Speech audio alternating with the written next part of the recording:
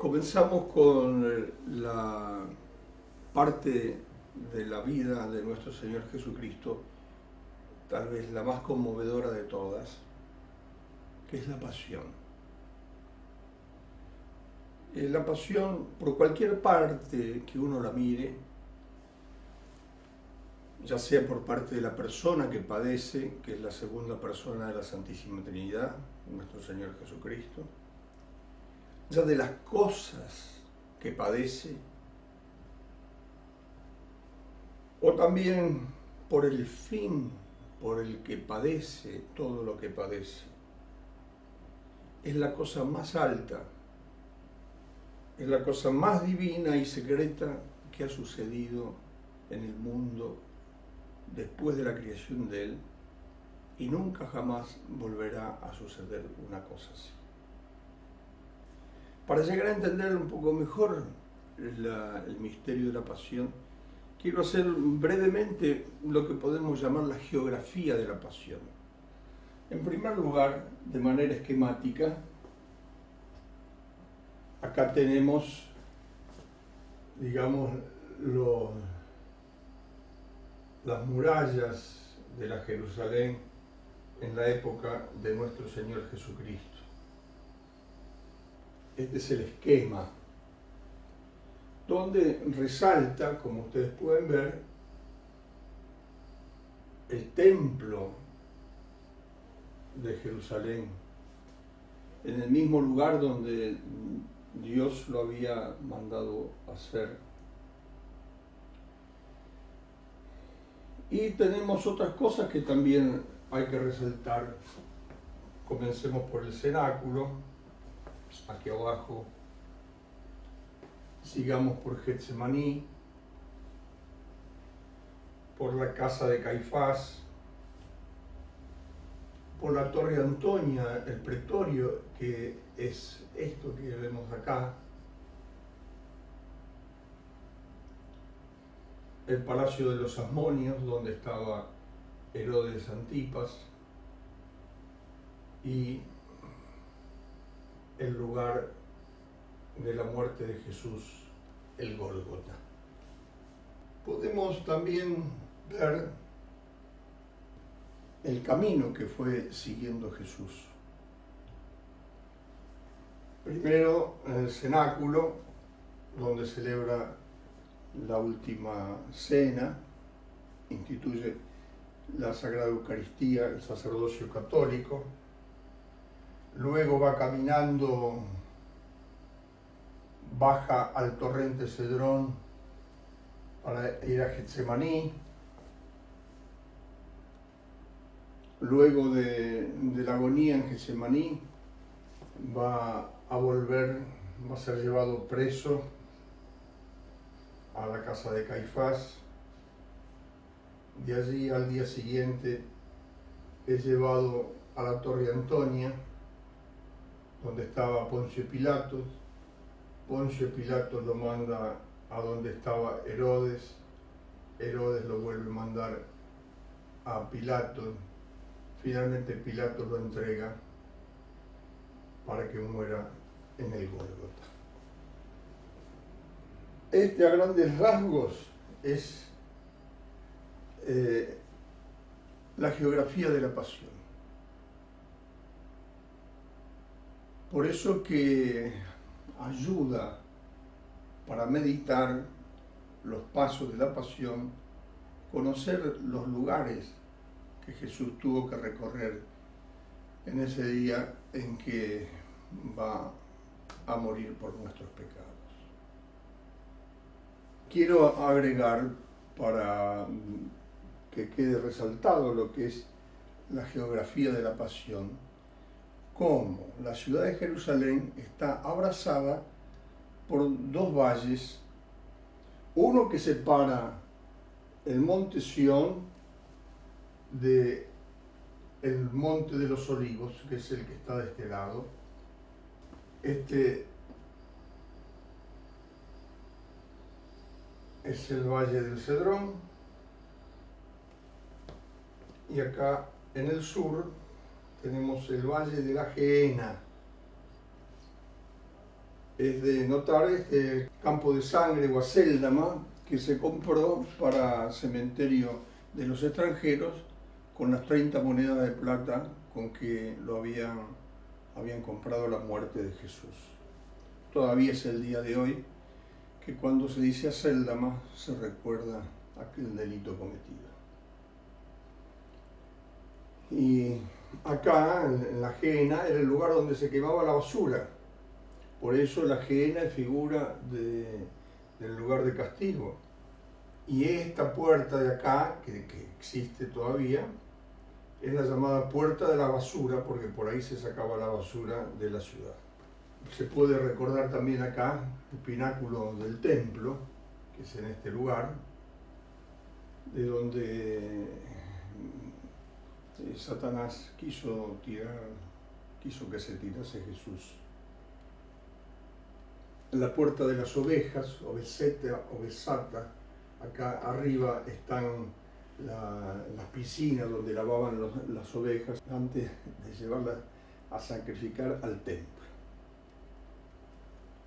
Vamos a hacer ahora, ya entrando de lleno en la pasión de nuestro Señor, vamos a contemplar a Jesús en Getsemaní.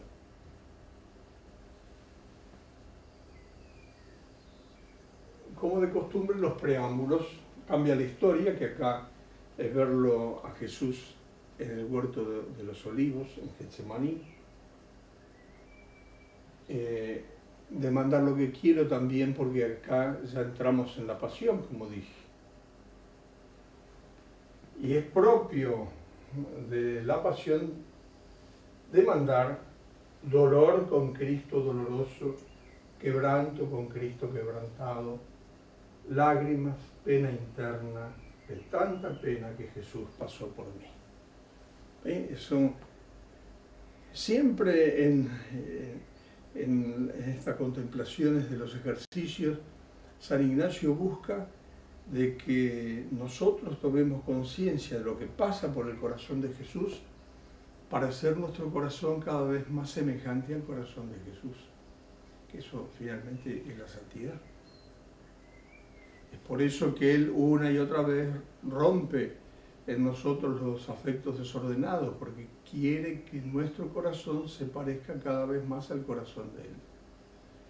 Y mientras una persona no haya pasado por ese vaciamiento de sí mismo, por lo que llama San Juan de la Cruz la noche oscura del sentido del espíritu, activa y pasiva, pues no va a poder decir en verdad lo que dice San Pablo tan maravillosamente: ya no vivo yo, es Cristo quien vive en mí.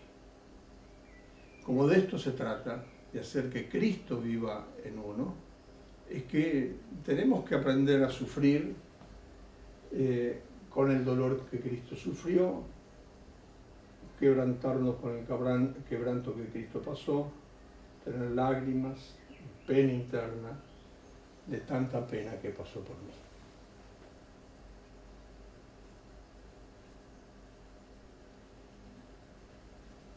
Vamos a ver el relato del Evangelio. Esto se trata de un Evangelio unificado, que se llama. Se ponen los 4 Evangelios en el posible orden que tendría la historia de Jesús. Posible orden porque a veces no es fácil de decir que fue primero que fue segundo, sino hay que valerse de conjeturas o de algunas otras consideraciones. Se fue con los discípulos, según su costumbre, al Monte de los Olivos, a un huerto llamado Getsemaní. Entra allí con los discípulos, le dice a los discípulos: quedaos aquí y rezad. Orad para que no entréis en tentación. Y Jesús entonces se aleja como a un tiro de piedra, llevando consigo a Pedro, a Santiago y a Juan, los 2 hijos de Zebedeo. Y Jesús allí comienza a sentir tristeza.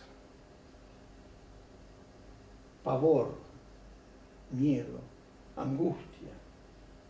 Y dice esta frase que explica, es la clave del entendimiento de todo lo que Jesús sufrió, no solamente en Getsemaní, sino durante toda la pasión que comienza ciertamente en Getsemaní. Dice Jesús, triste está mi alma hasta la muerte. Tristis, tristis, usque ad mortem. Triste. Es una tristeza tan grande, tan profunda, que esa sola tristeza bastaría para causarle la muerte. Y esto no solamente es una frase que dice así al pasar, sino que está expresando la quintesencia de los dolores morales de Jesús, que son los dolores más terribles y más espantosos. Los dolores físicos también lo son, ciertamente, pero los dolores morales son mucho más grandes porque son dolores espirituales. Y se compagina esto que dice Jesús acá, triste está mi alma hasta la muerte, con lo que va a decir después cuando esté colgado en la cruz, Elí, Elí, lama sabactani. Lo dice en lengua materna, en lengua aramea, como pasa que uno recurre a la lengua materna cuando está en dificultades. Puede saber muchas lenguas, pero probablemente la lengua que le va a salir en un momento de grandes dificultades es la lengua materna. Elí, Elí, lama sabactani. Y que es una suerte de queja de nuestro Señor profundísima. Dios mío, ¿por qué me has abandonado? Eso que él llama abandono en el árbol de la cruz, abandono de Dios, es decir, no sentir en su alma de manera sensible ningún consuelo, ningún gozo, ninguna alegría, ninguna satisfacción. Es como sentir el abandono de Dios. Y él, que era el Hijo único de Dios, es como si su Padre le estuviese diciendo, aléjate de mí, maldito. Lo que van a escuchar los condenados. Eso, y decir, triste está mi alma hasta la muerte, prácticamente son sinónimos. Es la situación de desolación profundísima que pasó nuestro Señor en toda su pasión, desde Getsemaní hasta el último suspiro que dio en la cruz. Y esto expresa el dolor sustancial de la pasión. Muchas veces los cristianos nos quedamos, y no está mal tampoco, pero nos quedamos dando importancia a los dolores físicos de Jesús. Y es cierto que pasó dolores físicos y gravísimos. Acá vamos a ver dentro de unos instantes esta tristeza que le causa, capaz de causarle la muerte, lo lleva a sudar sangre. Tiene que haber sufrido mucho con ese sudar sangre nuestro Señor. Sí, no digo que no. Tiene que haber sudado, tiene que haber sufrido mucho cuando recibió los azotes, cuando fue flagelado en el tribunal religioso eclesiástico, flagelado también por los soldados romanos en el tribunal civil. Sufrió mucho físicamente cuando lo coronaron de espinas, cuando con el cetro de caña le pegaban en las espinas de la cabeza que se clavaban más y más en el cuero cabelludo y sangraba abundantemente, ciertamente. ¿Cómo que no?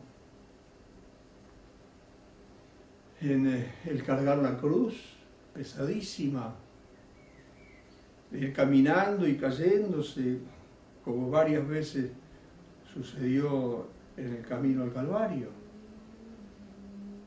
cuando le traspasaron las manos y los pies con gruesos clavos, ¿cómo no va a sufrir?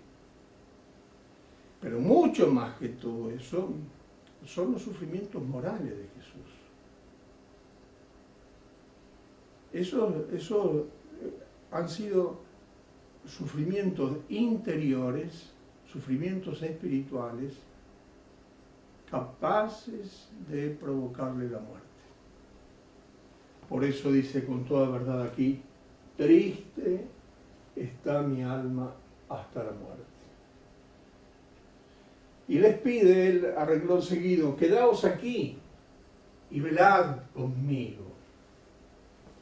Y él se aleja como un tiro de piedra, como unos 30 metros más o menos, y comienza a rezar, y va a rezar por 3 veces la misma oración. Padre mío, si es posible, que pase sobre mí este cáliz de dolor. Si sabía él de manera anticipada, como Dios que es y que todo lo conoce, todo lo que iba a tener que sufrir, que era necesario por nosotros, porque él hubiese bastado un acto de su omnipotencia, decir, quiero que queden perdonados. Pero él quería mostrarnos a nosotros de una manera tal que nunca podamos llegar a dudar de su amor, cuánto nos amó. Y eso nos lo mostró sufriendo lo indecible, hasta el fin. Por 3 veces se dirige al Padre de esa manera. Padre, si es posible, que pase sobre mí este cáliz de dolor, pero no se haga mi voluntad, sino la tuya. Tercera vez repite lo mismo. Habrá estado como 1 hora ahí de oración en Getsemaní, y entonces vuelve a los discípulos y los halló durmiendo. Y le dice a Pedro, el elegido para ser cabeza de la iglesia, cabeza visible de la iglesia, Simón, ¿duermes?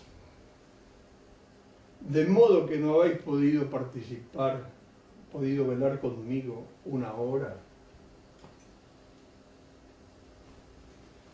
Velad y orad, le dice a Pedro, para que no entréis en tentación, porque el espíritu está pronto, pero la carne es débil. 3 veces hace Jesús la oración y finalmente aparece un ángel del cielo para confortarle, entrando en agonía, o sea, en lucha interior, oraba más intensamente y su sudor vino a ser como gotas de sangre que caían sobre la tierra. Acá la gran pregunta es esta. ¿Cuál es el motivo? O podemos decir también en plural, ¿cuáles son los motivos de tamaño sufrimiento de Cristo? Son muchos, pero por razones pedagógicas yo solamente señalo 2, porque son las 2 cosas principales y que más enseñanza nos deja. En primer lugar, porque Jesús había cargado con los pecados de todos nosotros. Lo había dicho ya el profeta Isaías. Yahvé puso sobre su Mesías los pecados de todos nosotros. Él cargó con nuestros pecados, con los pecados cometidos por todos los hombres de todos los tiempos, de todas las edades, de todos los oficios, de todas las lenguas, de todas las culturas, desde Adán y Eva hasta el último hombre que viva sobre la tierra. Y conoció cada pecado mortal cometido, no solamente así, in genere, en general, sino que en particular, con toda la malicia que han tenido, con toda la fealdad que esos desórdenes produce en el alma, en las distintas especies de pecado que hay, con las circunstancias que agravan el pecado y que a veces cambian la especie de pecado. Es decir, los conoció con número, peso, medida, no se le escapó ni uno solo. Y todos esos los vio con la profundidad que solo Dios puede ver el pecado, como ofensa en cierto modo infinita a Dios. Y los cargó sobre sí. Es por eso que Él dice, triste está mi alma hasta la muerte. Es por eso que Él dice, Dios mío, ¿por qué me has abandonado? Porque es como si Él sintiese lo que sentirá el condenado. Apártate de mí. Es como si el Padre le dijese eso. Y eso produce un dolor interior en el Jesús que nunca cometió pecado, pero que se hizo pecado, es decir, sacrificio por el pecado, por nosotros, para salvarnos. Y conoció los pecados de herejía, los pecados de cisma, los pecados contra el sexto y noveno mandamiento, los pecados de blasfemia, los pecados de odio a Dios, de odio a la verdad, de odio a la iglesia, de odio a los santos. Los conoció todos, los vio todos.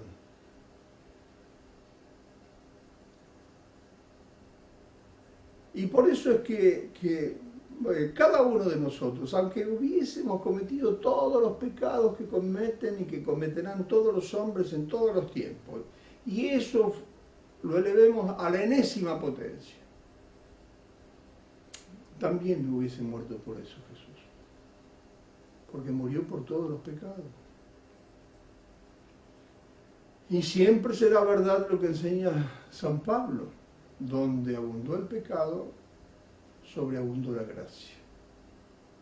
Siempre será verdad que la gracia es más grande, es más poderosa y es muchísimo más fuerte que el pecado y que todos los pecados del mundo. Esa es la primera causa de los sufrimientos de Jesús. Murió por los pecados de todos nosotros. Cuando nosotros estemos en misa, perpetuación del sacrificio de Cristo en la cruz, escuchemos lo que el sacerdote dice. Por ejemplo, en la consagración del sándwich.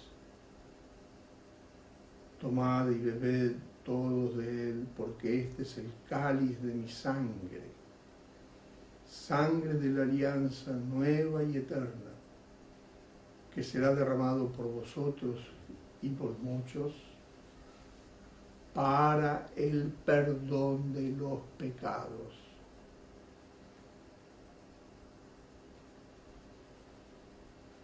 Y se recuerda la ordenación sacerdotal de los apóstoles cuando Jesús le dijo, haced esto en memoria mía.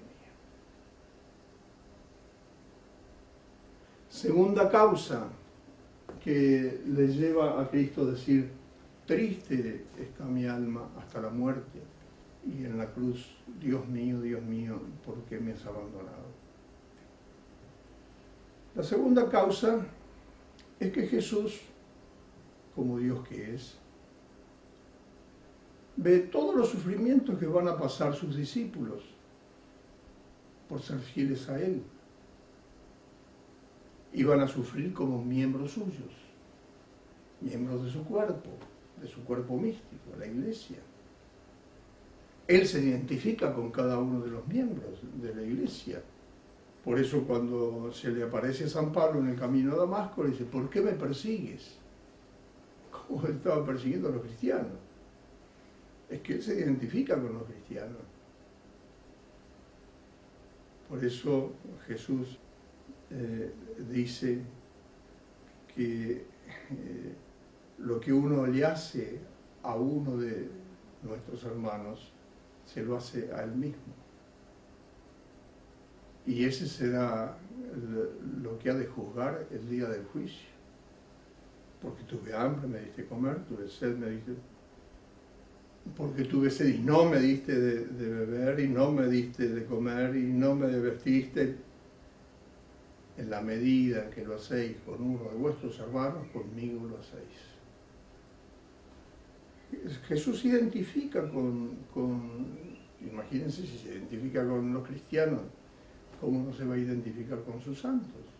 Así que vio todo lo que todos iban a pasar a través de los siglos por seguirlo a él.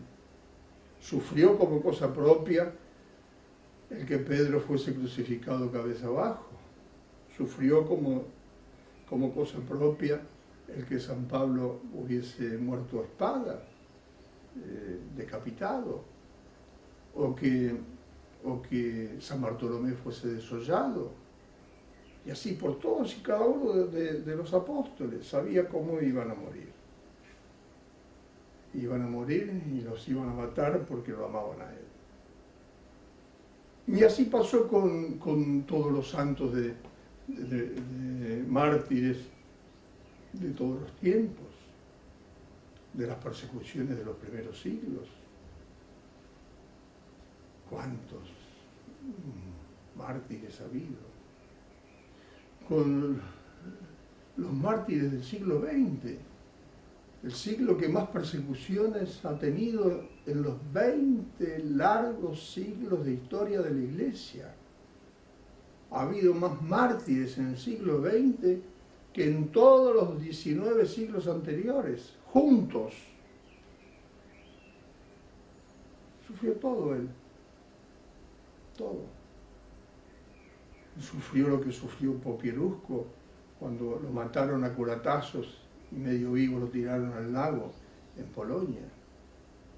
Él sufrió lo que sufrió ese muchachito de 14 años, José Luis del Río, en México, que lo desplantaron, le cortaron la planta de los pies y lo hicieron caminar así, en llaga viva, hasta el cementerio, 5 cuadras, para matarlo ahí y hacerlo sufrir. Pero él estaba feliz y murió gritando: ¡Viva Cristo Rey! Y él le escribió a la madre un tiempo antes: mamá, nunca ha sido tan fácil ganarse el cielo. Sabía que iba a ir a morir muerto. Jesús no vio esos sufrimientos como algo ajenos a él, como si fuesen cosas que sufren otros, sino son cosas que sufre él mismo. Él sufrió, por ejemplo, por todas nuestras, por las tentaciones que tenemos que pasar y que tenemos que vencer, por nuestras arideces y sequedades en oración, por nuestro olvidarnos de los buenos propósitos que hacemos y el sufrimiento que nos da cuando nos damos cuenta que hemos fallado una vez más a Jesús. Él sufre por nuestras noches oscuras. Él sabe que son necesarias para nuestra salvación. Sí, las permite, pero así como sufrimos nosotros, sufrió él todo eso. Por eso dijo: triste está mi alma hasta la muerte, con una tristeza que es capaz de causarme la muerte.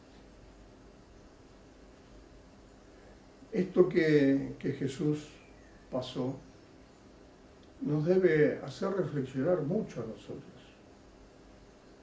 Nosotros no nos podemos contentar con un cristianismo así de barniz o de nombre, una cosa meramente externa, sino tenemos que buscar el auténtico cristianismo y hacerlo profundo en cada uno de nosotros, para poder hacerlo profundo también en la medida de lo posible en las almas de nuestros hermanos.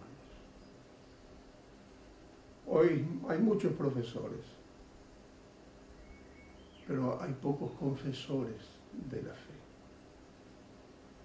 Y lo que el mundo necesita son confesores, es decir, gente que esté dispuesta a dar su vida con tal de confesar la fe recibida de Jesucristo por medio de los apóstoles.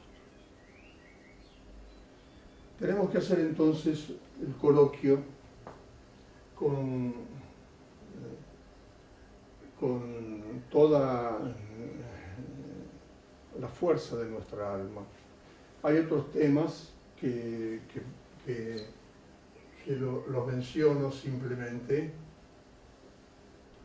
como Judas entrega a Jesús con un beso sacrílego. Él hace como manifestando amor, y Jesús sabe que está mintiendo si ya lo había traicionado. Cuando llegan el personal del Sanedrín a tomarlo prisionero a Jesús, Jesús dice, ¿a quién buscáis? A Jesús el Nazareno. Jesús le dice, yo soy. Y se produce un milagro de majestad. Retrocedieron y cayeron por tierra a la palabra de Jesús, yo soy. Y Jesús defiende a los suyos. Si pues me buscáis a mí, dejad ir a estos, para que se cumpliese la palabra que había dicho. No he perdido a ninguno de aquellos que me diste. En ese momento se arma un pequeño entrevero. Pedro tenía una espada, pega a un servidor del sumo sacerdote llamado Malco, que tenía casco, entonces le corta la oreja. Jesús hace el milagro de curar esa oreja que colgaba.